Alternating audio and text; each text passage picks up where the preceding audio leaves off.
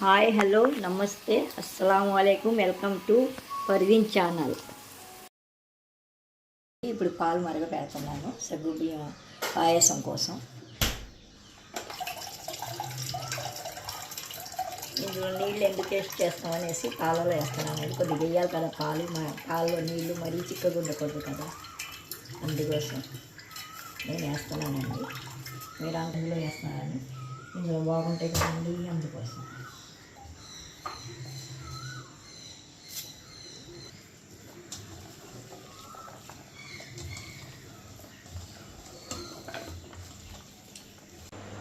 పాలు మరుగుతున్నాయండి, సగ్గుబియ్యం వేస్తున్నాను. దేనికి అంటారా? సగ్గుబియ్యం పాయసానికి.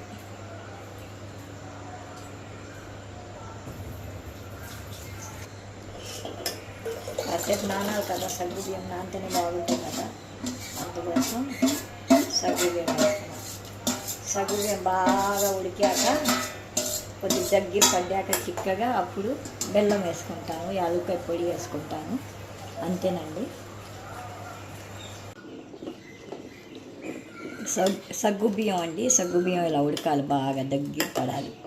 అప్పుడు దించేసి బెల్లం వేయాలి. ఎందుకంటే ఒకవేళ బెల్లంలో ఉప్పు ఉంటే ఇరిగిపోతుంది కదండి, పొయ్యి మీద పెట్టి వేయకూడదండి.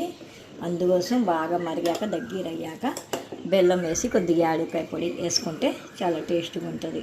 తాగుతానికి చాలా చలవ అనమాట. ఎండాకాలం కాదండి, ఎంత వర్షం పడినా ఎండాకాలమే కాదండి, ఎండాకాలం పోయేదాకా వారానికి ఒకసారి తాగినా మంచిది ఇది ఆరోగ్యానికి.